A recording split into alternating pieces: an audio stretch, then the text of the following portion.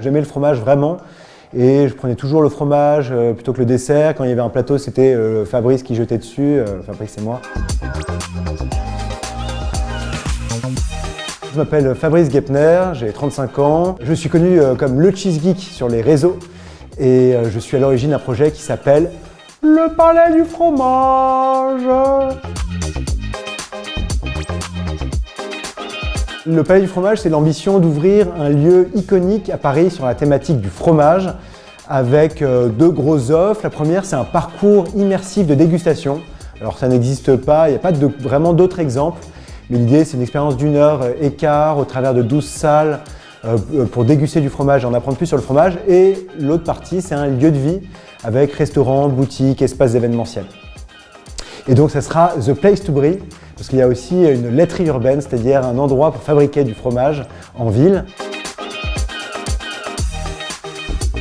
Ce qui est plus probable, c'est que le Palais du Fromage ouvre en 2026-2027.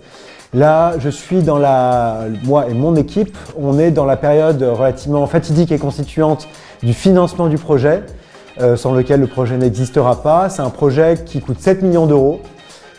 Et donc c'est une somme relativement conséquente et voilà, là on est en période de levée de fonds.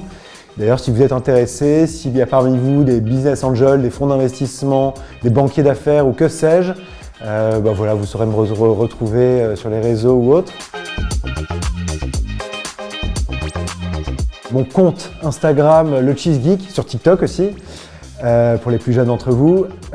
Ça parle de fromage, c'est pour moi une fenêtre pour parler de ma passion et surtout éduquer, ce qui est un peu mon méta-goal entre guillemets, éduquer, enfin en toute humilité, mais les gens n'y connaissent rien en fromage et les Français pensent s'y connaître en fromage, mais n'y connaissent absolument rien. Ça c'est ma conviction. J'ai animé des centaines de dégustations pour des Français, parisiens particulièrement, et voilà, ils n'y connaissent rien. Et donc cette chaîne, elle est faite pour apprendre, s'amuser et désacraliser le sujet du fromage. Voilà, maintenant je suis avec ma blouse de travail, avec quelques touches dorées qui font penser au Palais du Fromage, qui a une direction artistique très kitsch. Et voilà, là tout de suite je sens que les auditeurs, les spectateurs, les internautes me regardent avec beaucoup plus de sérieux.